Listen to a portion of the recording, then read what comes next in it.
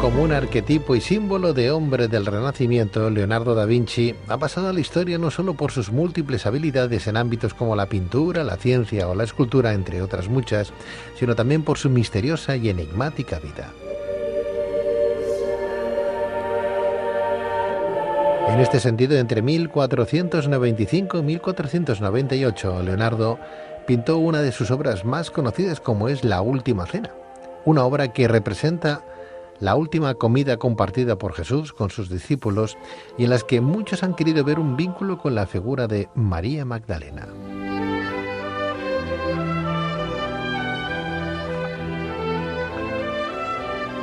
Precisamente nuestro siguiente invitado lleva años investigando y publicando obras sobre la vida y enigmas de Leonardo da Vinci, así como por el interés que pudo tener este célebre personaje con María Magdalena. Pero, ¿qué vínculo existió entre Leonardo da Vinci y María Magdalena? ¿Qué información histórica hay en torno a la Magdalena? ¿En qué obras de Leonardo da Vinci aparece representada? ¿Qué simbolizaría María Magdalena según la visión de da Vinci? ¿Era cátaro Leonardo? ¿Qué relación se puede establecer entre Leonardo da Vinci, María Magdalena y la alquimia?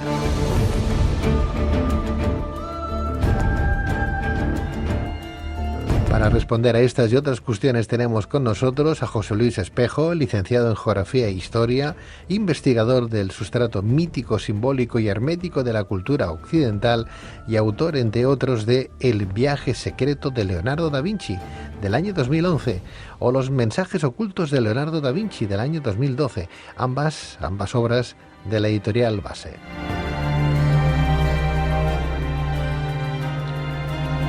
José Luis Espejo, muy buenas noches de nuevo.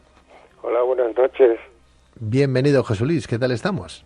Pues bien, aquí deseando compartir mis investigaciones con todos los oyentes de esta cadena. Gracias. Bien, pues para empezar a hablar del vínculo entre Leonardo da Vinci y María Magdalena, y según tus investigaciones, decir que uno de los temas que es más explícito en los dibujos y pinturas de Leonardo y que sin embargo mantiene un mutismo en sus escritos, es el personaje de esta mujer, María Magdalena.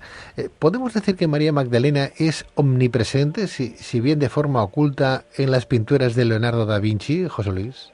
Bueno, yo no diría omnipresente, es presente, al menos en tres de sus obras, que yo identifico primero con la Última Cena, pintada en Milán, y con dos obras consideradas apócrifas. Un retrato de María Magdalena, que fue identificado por uno de un investigador que se llama Carlo Pedretti, y después por la Magdalena leyente, que es una obra encontrada en Barcelona, que yo he considerado que es de Leonardo da Vinci, aunque digamos todavía no hay consenso sobre eso. Pero como mínimo el cuadro, bueno, el fresco de la Última Cena, aunque se supone que el personaje que hay al lado de Jesucristo es Juan Evangelista, yo estoy convencido de que no es él, sino que es María Magdalena. Bien, según nuestro autor, José Luis Espejo, seguramente Leonardo tuvo a María Magdalena muy presente en su vida, si tenemos en cuenta que en la iglesia de la Santa Croce de Vinci, donde fue bautizado, existía una escultura gótica de madera policromada que representaba a la propia María Magdalena. Pero, ¿quién era María Magdalena? Y para entender qué pudo suponer la Magdalena en el complejo universo simbólico de Leonardo da Vinci, vamos primero a bucear en la biografía de la santa, tal y como exponen los evangelios canónicos y los apócrifos, como bien tú decías, ¿no? ¿Quién era María Magdalena, José Luis? María Magdalena era, bueno, es que se ha escrito mucho sobre ella. Hay varias visiones. Una la considera una prostituta, a la que, digamos, Jesús perdonó sus pecados, pero hay otra visión que la ven como una mujer a la que extrajo 7 demonios, que era hermana de Marta, otra santa de la iglesia, y también de Lázaro, que es aquel que estuvo muerto durante 3 días y después resucitó. Aunque desde mi punto de vista, detrás más que una resurrección, hay más bien una enfermedad que yo considero que debería ser algo así como catalepsia o algo así. O sea, yo, desde mi punto de vista, María Magdalena era una mujer que conoció Jesucristo, que seguramente como Lázaro tenía un problema de epilepsia y que convivió con él durante buena parte de su vida, al menos sus últimos años. Como bien dices, los evangelios aluden repetidamente a María Magdalena, una de las mujeres que seguían a Jesús. De ella, Lucas, por ejemplo, dice que le había sacado 7 demonios y asimismo era hermana de Lázaro, al cual Jesús resucitó tras 4 días de estar muerto. Y en este sentido, María vivía en Betania, cerca de Jerusalén, con su hermana Marta y con Lázaro, y por lo que indican los evangelios, Jesús frecuentaba su casa. Marta era buena, atenta y diligente, pero no se preocupaba por la doctrina del Maestro. En cambio, María Magdalena sí lo hacía, cargando los quehaceres domésticos sobre su hermana. Ante la queja de Marta, Jesús le respondió lo siguiente: Marta, Marta, tú te inquietas y te turbas por muchas cosas, pero pocas son necesarias, o más bien una sola. María ha elegido la mejor parte, que no le será arrebatada. Si vamos a analizar la personalidad de María Magdalena, José Luis, y analizando la información que tenemos de esta santa, ¿qué facetas de la personalidad de María Magdalena tú destacarías? A ver, en primer lugar, como he dicho antes, María Magdalena era una persona que, según es descrita en los evangelios, tanto canónicos como apócrifos, primero que era una persona que tenía problemas de salud graves, de tipo epiléptico. Por otro lado, era una persona que, según parece, sentía un gran afecto por Jesús, hasta el punto de que bueno, se presentó en una cena que él estaba haciendo con un fariseo, conocido fariseo, y allá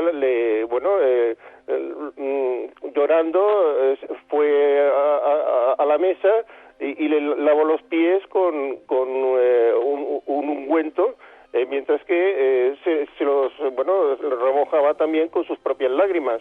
Esto es algo que fue muy mal visto por algunos de sus seguidores, de los apóstoles. Eso quiere decir que era una persona algo inestable, digamos, ¿no? Pero por otro lado era una discípula de Jesús. Hay algunos evangelios que dicen, incluso Juan mismo, que tal vez fuera su principal discípula. Hasta el punto de que se le ha llegado a confundir con Juan Evangelista desde el momento en que en el libro en el Evangelio de Juan se lo llama el discípulo amado. Si tenemos en cuenta de que en no pocas ocasiones, no solamente en la obra de Leonardo, sino en otras obras, se confunde, identifica a Juan Evangelista con María Magdalena, a veces eso hace pensar si el discípulo amado, en lugar de ser Juan Evangelista, no sería en realidad María Magdalena. Es decir, que es una figura muy potente que, según los evangelios apócrifos, la pintan como si fuese su pareja, su mujer, la persona con la que compartía la vida, no solamente como discípula, sino también como esposa. Sobre si Jesús y María Magdalena fueron amantes o incluso esposos, nuestro invitado opina que no es más que una pura especulación, pero son numerosos los pasajes, especialmente entre los evangelios apócrifos, en los que se adivina un fuerte vínculo emocional entre Jesús y María Magdalena. En este sentido, el evangelio de Felipe, por ejemplo, es pródigo en referencias en torno a las estrechas relaciones sentimentales entre uno y otra. En el párrafo 32 la designa como su compañera y en el párrafo 55 indica que la besa en la boca repetidas veces. Ante los reproches y los celos del resto de sus discípulos, Jesús contesta lo siguiente: ¿a qué se debe el que no os quiera a vosotros tanto como a ella? Posiblemente porque a ellos no les besaba en la boca. Y tal vez porque era su predilecta. Claro. A ver, en los evangelios apócrifos, los gnósticos, como se suele llamar, que por ejemplo el de Tomás o el de Felipe, pero también la Pistis Sofía, que es otra obra, digamos, de los evangelios gnósticos, que es bastante antigua, siempre se la describe como la persona que de alguna manera le reveló los mayores secretos, incluso como una persona que tendría que seguir sus pasos, tendría que seguir su predicación una vez que Jesús no estuviese. Y por eso hay un evangelio que es el Evangelio de María Magdalena, donde dos de los apóstoles, en concreto Pedro y Andrés, le reprochan que por qué ella tiene que ser la favorita en lugar del resto de los evangelistas varones, ¿no? Y este hecho de que este reproche se ve incluso en el fresco de la Última Cena de Leonardo, que está en Milán, cuando se ve a Pedro amenazar a Juan Evangelista barra María Magdalena. De alguna manera, María Magdalena se sentía amenazada por el sector, entre comillas, machista de los apóstoles de Jesús. Porque, José Luis, en esa Última Cena, en ese cuadro, la figura de Juan no es María Magdalena seguro, ¿eh? ¿La figura de Juan no es María Magdalena seguro? ¿Es lo que tú opinas? No, es una pregunta que te hago porque hay mucha tinta escrita al respecto de que Juan en este caso no sería María Magdalena, la Yo persona... estoy convencido que es María Magdalena. ¿Tú estás convencido que es María Magdalena? Sí. Absolutamente convencido. Por un análisis iconográfico. Solamente hay que comparar esta figura femenina, o masculina, pero con rasgos femeninos, con la Virgen de las Rocas. Prácticamente la iconografía, es decir, la imagen de la persona, de la figura que aparece allá, es idéntica a la Virgen María que aparece en otro cuadro de Leonardo, que es la Virgen de las Rocas. La disposición en la que pone, por ejemplo, sus ojos cerrados, ¿no? La forma de la cara, incluso la inclinación, una serie de rasgos femeninos, y aparte de esto, incluso el propio porte, ¿no? La figura, no solamente la cara, sino también el tórax y todo esto, y hasta la presencia de pechos, hace pensar que es una figura femenina. Pero, insisto, esto no es algo exclusivo de Leonardo, eso es algo que él pudo haber encontrado perfectamente en el sur de Francia y en Cataluña, porque tanto en el sur de Francia como en Cataluña, repetidamente, la figura de Juan Evangelista se confundía con la Magdalena. Incluso de alguna manera esa inclinación de ambos, ¿no? Que forman esa especie de V.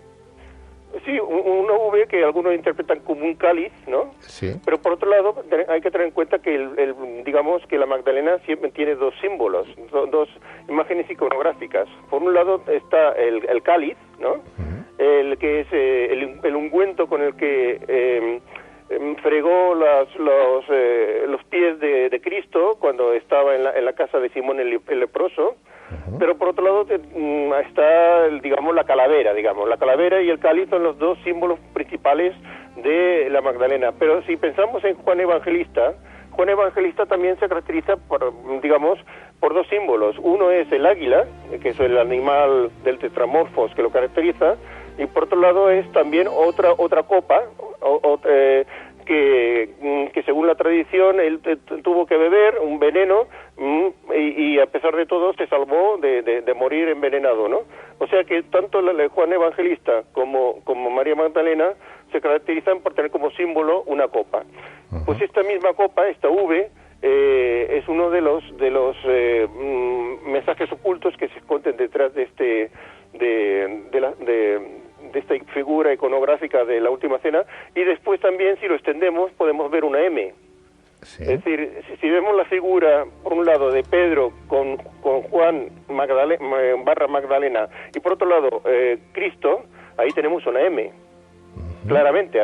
Es decir, la V está dentro de la M. El cáliz está dentro de la M. Y esta M puede ser perfectamente Magdalena. José Luis, exactamente entonces Juan no estaría en este cuadro. Es que, a ver, vuelvo a repetir, tanto en Cataluña como en Occitania, en el sur de Francia, hay numerosos cuadros en los que a Juan Evangelista se le confunde con la Magdalena. Podría poner un ejemplo que ya ha sido investigado por otros autores antes que yo. Si vamos al monasterio de Santas Creus, sí, allá hay al menos 2 retablos de María Magdalena. ¿Por qué? Porque en Santas Creus hay una importante reliquia de María Magdalena, que es lo que dice la tradición, que es su lengua, la lengua de María Magdalena. Sí. En uno de estos retablos del 1603 aparece es un retablo, digamos, dedicado a Juan Evangelista, en el que arriba aparece la crucifixión con María Magdalena, curiosamente embarazada, con un cíngulo de embarazada, y abajo aparece, perdone, eso es abajo, y arriba aparece una imagen de Juan Evangelista, pero con fisonomía de mujer, por supuesto sin barba, con pelo largo y pelirroja, es decir, prácticamente una imagen viva de María Magdalena, que siempre ha sido representada como si fuera pelirroja. Y hay que tener en cuenta otra cosa, que repetidamente a Juan se le llamaba siempre el virginal. ¿Por qué? Porque Juan no tenía barba. Es el único de los apóstoles que no tenía barba, lo que quiere decir que Juan no estuvo casado, ¿no? Pero al mismo tiempo se le representaba, aparte de sin barba, con pelo largo y con el cabello de color rojo, que es la figura de la Magdalena. Esta misma imagen de Juan representado como la Magdalena es común en otros representaciones en Cataluña, por ejemplo, en la iglesia de Santa Ana en Barcelona aparece otro Juan Evangelista con la imagen de la Magdalena. Es algo bastante común. Y otra cosa que es común, en muchos sitios aparece la Magdalena embarazada, lo que hace pensar que la Magdalena tuvo un hijo de Jesucristo. Leonardo da Vinci fue en el siglo XV y XVI un pintor florentino y además de ser artista, científico, ingeniero, inventor, anatomista, escultor, arquitecto, urbanista, botánico, músico, poeta, filósofo y escritor. Su asociación histórica más famosa es la pintura y dos de sus obras más célebres son La Gioconda y La Última Cena, al igual que su dibujo del hombre de Vitruvio. Como ingeniero e inventor, Leonardo desarrolló ideas muy adelantadas a su tiempo, tales como el helicóptero, el carro de combate, el submarino y el automóvil. Como científico, Leonardo da Vinci hizo progresar muchísimo el conocimiento en las áreas de anatomía, la ingeniería civil, la óptica y la hidrodinámica. Es cierto también que, como tú bien decías, que en Barcelona existe un cuadro de Leonardo da Vinci sobre María Magdalena, entonces... Sí, un cuadro llamado La Magdalena Leyente de Barcelona, que al menos así lo he llamado yo. Sobre él he escrito en mi libro Los mensajes ocultos de Leonardo da Vinci y en mi página web. En este cuadro aparece la Magdalena estirada al lado de una cueva y de un río, ¿no? Este cuadro después fue copiado por otros autores. Por cierto, es una cosa importante decir que este cuadro es muy pequeño. Se puede decir que tiene poco más de un palmo y que está pintado sobre cobre, una placa de cobre. Y que fue Leonardo precisamente el primer pintor que empleó, que habló del cobre como soporte pictórico. Lo que para mí es una prueba o una evidencia más de que fue Leonardo el autor de esta obrita que desde mi punto de vista no es más que una especie de borrador de un cuadro más grande. Y este cuadro después fue pintado también por Correggio y otros pintores italianos, e incluso en Valencia, en una pequeña iglesia cerca de Valencia, en un pueblo que se llama La Ollería.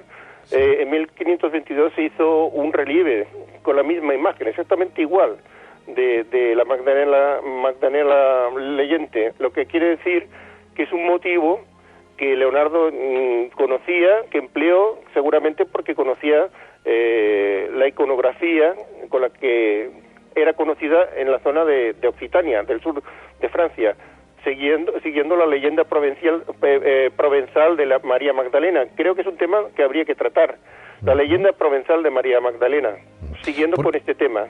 Porque, José Luis, desde ese punto de vista de los evangelios gnósticos, sobre María Magdalena, ¿existe algún tipo de vínculo dentro de esos evangelios con los cátaros? De eso quería hablar precisamente, y ahí enlazamos con el tema de los cátaros. Sí. Según los evangelios gnósticos, María Magdalena era amante de Jesús. Incluso en la Pistisofía se dice que yacieron en el mismo lecho, ¿no? En otros evangelios se habla de que Jesús la besaba. Pues entonces, ¿qué pasa? Jesús muere en la cruz. Eso es lo que se dice oficialmente, aunque hay por ejemplo, en la Pistisofía se dice que Jesús vivió 10 años más después de la crucifixión, pero en fin, hay diversas teorías, ¿no? El hecho es que una vez que Jesús muere, María Magdalena escribe un evangelio que se llama Evangelio de María Magdalena, que es seguido por algunos de sus seguidores, ¿no? de sus discípulos.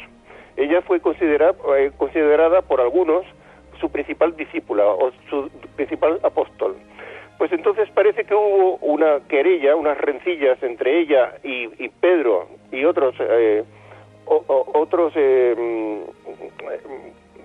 apóstoles, y tuvo que marchar a lo que es el sur de Francia. Hay varias teorías. Una teoría dice que marchó a la desembocadura del Ródano, otra dice que marchó en una zona que está cerca del Cabo de Creus. En fin, hay varias teorías. Entonces ahí nace la leyenda provenzal. Según esta leyenda, María Magdalena pasó sus últimos años en la zona del sur de Francia, entre Marsella, Aix-en-Provence, en fin, hay varias teorías sobre esto. Y según se dice, está enterrada en Béthélem o bien cerca de Aix-en-Provence, Saint-Maximin. Hay al menos dos candidaturas para ver sus restos mortales o su sepultura. Bueno, según esta teoría de que la Magdalena habitó sus últimos años en el sur de Francia, esto entronca con el movimiento cátaro, porque resulta que los cátaros sentían mucha devoción por la María Magdalena, hasta el punto de que cuando los cruzados conquistaron Béziers, ocuparon Béziers en el año 1209, lo hicieron precisamente la festividad de María Magdalena, el 22 de septiembre. ¿Por qué lo hicieron en esa festividad? Porque ellos sabían el significado y la importancia que tenía la Magdalena para el movimiento cátaro en la zona de la Provenza y en Cataluña. Yo creo que eso no es ninguna casualidad. Porque, ¿qué relación tenía la familia de Leonardo con los cátaros? ¿Era cátaro Leonardo da Vinci, José Luis? Yo estoy convencido que sí que lo era. Eso se ve también en su iconografía. Pero es que es un poco largo de explicar el tema de la iconografía de Leonardo. Pero sí que se puede ver, por ejemplo, un dibujo en el que después no fue pasado al menos no se conserva ninguna pintura, en el que aparece Cristo y Juan Bautista, no hablo del evangelista, Juan Bautista, jóvenes o pequeñitos, niños muy pequeños besándose. Pues esta imagen de Cristo y Juan Bautista besándose ya aparece en la Pistisofía, que es un libro gnóstico. Entonces, ¿qué otros elementos hacen pensar en el catarismo en la obra de Leonardo? Por ejemplo, el cuadro de la adoración de los magos. En este cuadro aparecen una serie un Cristo niño, un poco malcarado, con su madre y los magos que lo adoran, pero alrededor hay mucha gente que hacen mirada de desaprobación, hay bastante desconcierto, bastante follón, y al final del cuadro a la derecha vemos una escena bastante horrible. En concreto vemos cómo están masacrando a unos cuantos desgraciados que están desnudos, los están quemando, les están echando los perros. Desde mi punto de vista, en este cuadro, Leonardo, eso es un manifiesto en el que critica esa iglesia oficial ortodoxa que había masacrado a su pueblo, al pueblo cátaro, al pueblo gitano al que él había pertenecido. De hecho, él aparece en este mismo cuadro dando la espalda a Jesús. Y eso es uno de tantas iconografías en la que él expresa su rechazo a la iglesia oficial. También hay escritos suyos en sus cuadernos de notas, en los que de alguna manera habla en clave sobre el tema del catarismo. Es un poco largo de explicar, sí, pero también incluso hay algún dibujo, algún criptograma. Sí. En fin, desde mi punto de vista no hay ninguna duda de que él profesó un culto herético que habría que relacionar con el catarismo. Apuntas también en tus magníficas obras, José Luis, que Leonardo da Vinci pudo ser también alquimista. ¿Estaba de alguna manera la figura de María Magdalena ligada también en el siglo XV y XVI a la práctica de la alquimia? A ver, según los tratados oficiales, el santo patrón de los alquimistas es Santiago de Compostela. Desde mi punto de vista no puede ser otro que María Magdalena, por la sencilla razón de que ella está ligada a lo que son los pintores, los especieros, los farmacéuticos, todos los que utilizan materiales químicos. De hecho, uno de los símbolos, ya lo dije antes, que se asocian con la Magdalena es la copa, sí. La copa del ungüento, ¿no? Y entonces esta copa del ungüento fue adoptada por los farmacéuticos y también por los alquimistas, ¿por qué no? Es decir, estamos hablando de ungüentos que también fabricaban los alquimistas. Pero por otro lado hay que tener en cuenta otra circunstancia. Yo desde mi punto de vista no es casualidad de que la festividad de la Magdalena se celebre el 22 de septiembre, porque si dividimos 22 entre 7, que es el orden del mes de septiembre, pues el número de orden, digamos, 22 entre 7 sale 3,14, que es precisamente el número pi, un número asociado pues a las investigaciones de carácter esotérico que realizaban los alquimistas. Por ejemplo, el mismo Leonardo estuvo toda su vida buscando lo que se llama la cuadratura del círculo. Y yo creo que eso no es tampoco casualidad. Es decir, en este tipo de asuntos no hay casualidades, sino causalidades. Por otro lado, José Luis, y según tus últimas investigaciones sobre Leonardo da Vinci, ¿qué tipo de documento has encontrado, por ejemplo, en la Real Biblioteca del Palacio Real de Madrid? A ver, he encontrado un documento muy interesante, porque allá un bibliotecario del 1789, que se llama Joan Boada, dice que bueno, un familiar suyo le dijo que había encontrado un documento en el que se dice que un fingido peregrino, es decir, un espía italiano, en la época de un tal ilustrísimo señor Rull, que no puede ser otro que Llorens Marull, que es el vicario del Giuliano de los Rovere, que después fue Papa Julio II, el mismo Papa que encargó a Miguel Ángel pintar la Capilla Sistina. Había llegado esta persona, este fingido peregrino, y Llorens Marull, que era vicario de Giuliano de los Rovere, le concedió, le permitió integrarse en la comunidad. Sí. Entonces, al final de esta carta se dice que cierto asunto, que se supone que es ha provocado muchas murmuraciones, lo que ha provocado que estas cartas, que las cartas que se refieren a este asunto, sean destruidas, sean eliminadas, ¿no? Y no solamente eso, sino que se tiene informado a un funcionario de la Corte de Madrid que se llama Francisco de Zamora. En definitiva, un personaje italiano, fingido peregrino, es decir, un espía, llega hacia el 1482 a Montserrat y toda la documentación en relación a este tema, se supone que es este tema, es destruida. Pero lo que es más curioso y yo creo que más significativo es que al lado de esta carta hay un dibujo de una estatua. Esta estatua es Santa Cecilia, es de Santa Cecilia. Es una estatua de Santa Cecilia con la iconografía del siglo XV, de antes de que se la asociara con los instrumentos musicales, porque Santa Cecilia es la patrona de la música. Pues en esta Santa Cecilia, arriba, sí, aparecen tres letras, una L, una D y una V. Son tres iniciales, L, D, V. Y el resto ha sido borrado. Solamente se ve ligeramente estas iniciales, L, D, V, Leonardo da Vinci. Y esta Santa Cecilia da mucho que pensar, porque Llorens Marull, que era vicario del monasterio, digamos, que estaba encargado por el abad titular, que era Giuliano de la Rovere, era abad de Santa Cecilia de Montserrat.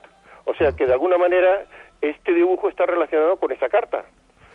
O sea, desde mi punto de vista, este sería el primer documento que avalaría la presencia de Leonardo en Montserrat, y no solamente eso, sino pues, expresaría por qué no se ha conservado ningún documento de Leonardo de Montserrat, según esta carta, porque habrían sido eliminados, habrían sido destruidos.